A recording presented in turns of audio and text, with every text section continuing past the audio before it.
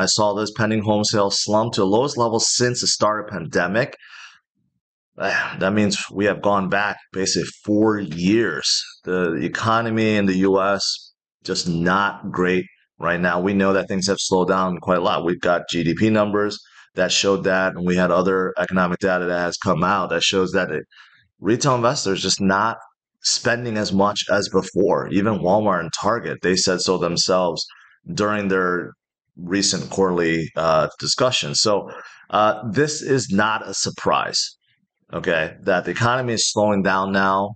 However, what makes it worse is the fact that we still have elevated levels of inflation, right? And that is what Powell is trying to solve. How do you jumpstart the economy yet keep inflation low or drop inflation? It's almost impossible. There's really nothing that he can do.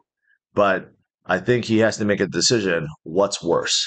Um, to let the economy fall further or let inflation rise.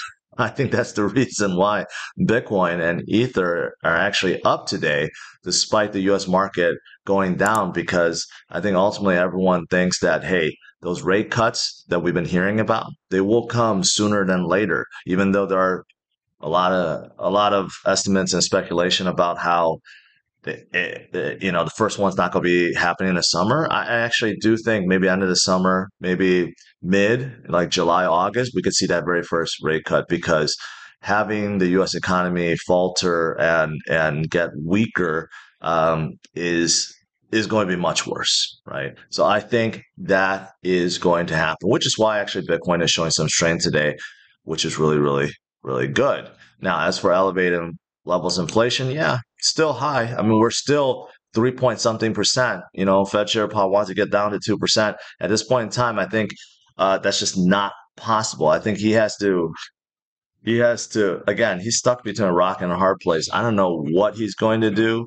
But basically, I think he's going to cut rates to spur up the economy, and then inflation will go higher ultimately, and there's just nothing he can do about that. But according to this article from Cointelegraph, some people think that the CPI needs to print 3.3% or go lower before Bitcoin goes higher. I just don't think that's the case. Remember, inflation artificially inflates basically all prices. So when it comes to assets like Bitcoin, it's actually a good thing. Elevated levels of inflation actually helps Bitcoin go higher. Now, as for your buying power of your fiat, of course, that goes down and down and down. And we know that's going to zero eventually, right? But yeah, this is a tricky situation for Powell. You know what? Quite frankly, it's not just a US thing. All countries are dealing with it, but it's like, in the US, we're just in a really weird position right now because of everything that the Fed and Treasury and our government did 4 years ago. Now we're in this really sticky situation. But ultimately, that's why. That's why most of us are in Bitcoin because we want to opt out of all this, all the shenanigans that has been going on. That was down minus 341. So today is not a good day, but Bitcoin overall is a little bit lower than yesterday, but overall still going sideways, right? Just a whole lot of sideways movement right now. And same thing with Ethereum, even though it hasn't gone up more, but look at this. It's still going sideways, but we always have new news that are bullish. For example, I've been talking a lot about adoption, right? And how there's FOMO with institutions and public trade companies and private companies. Today, we get another example. We get another example that, look at this. Semler Scientific announces Bitcoin Treasury strategy. What does this mean? Well, they announced that they purchased 581 Bitcoins for $40 million, and they will probably continue to do this. Now, if you're wondering who is Semler Scientific, well, they are a $221 million market cap company.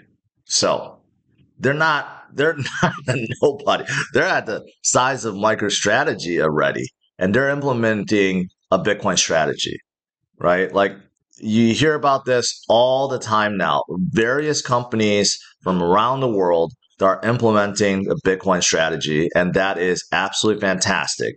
And again, this contributes to the supply shock. We know it's happening already, but there's more and more. And this has nothing to do even with the ETFs. This is direct purchase of Bitcoin. And just yesterday, MetaPlanet added more Bitcoin. Of course, MicroStrategy's go add more Bitcoin. And there are so many others out there that are adding more Bitcoin. It seems like almost every single week. So this is another example of FOMO and good news because, hey, more and more people are learning about Bitcoin and they like what they see. And that's why they're implementing a Bitcoin strategy. So, absolutely phenomenal. In fact, if you look at, like I said, long term holders, inactive supply longer than 1 year, we're at like 13 million. 13 million out of 19 million. If you look at supply last active for 2 years, okay, it's around 10. So basically, 50%, more than 50% of Bitcoin has not moved in 2 years. 2 years. And close to 50% for 3 years. And if you're looking at 1 year, you're talking about like 70%.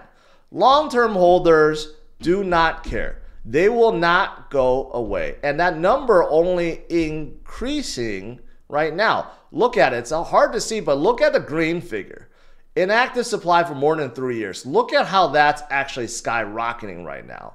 2 year and 1 year dipped a little bit, but you can see how it's going back up. But inactive supply for more than 3 years is close to 50% already, above 40-something percent. So long-term holders are not going to go away, right? This is ultimately the reason why Bitcoin will continue to go higher, because the supply is limited and it's only getting more scarce. Long-term holders are buying more, and now you got institutions coming in, right?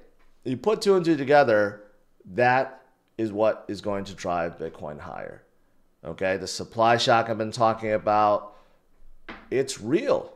It's real. Otherwise, we wouldn't be at where we are right now, right? Otherwise, we'll still be at 15,000 and 16,000 and 20,000, which we were at for majority of the time in 2023. Here's something else that's pretty easy to understand: the 21-week moving average. And you can see all the little green dots. So when in doubt, zoom out, and you'll notice that during recovery times, yeah, there's up and downs. There's definitely up and downs. 20% drops, 30% drops. Yeah, it happens, right? But you'll notice that Bitcoin tends to utilize this 21-week moving average as a support. It bounces off of it and it continues to go.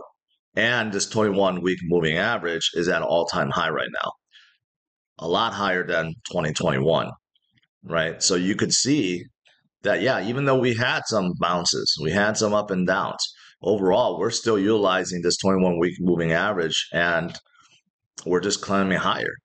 It's just a matter of time we form another leg up to the 80s, and then it's just a matter of time we break through six figures to 100,000 plus. Again, you just have to be patient.